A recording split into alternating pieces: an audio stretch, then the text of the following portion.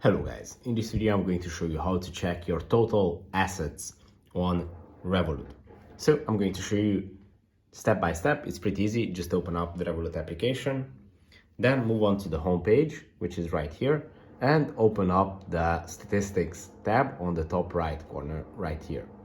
And from here you can see your total assets. You can just tap on it and you can see by week, month, 6 months, year, or the max. So since you have your Revolut account, and you can see your total assets, you can see by category.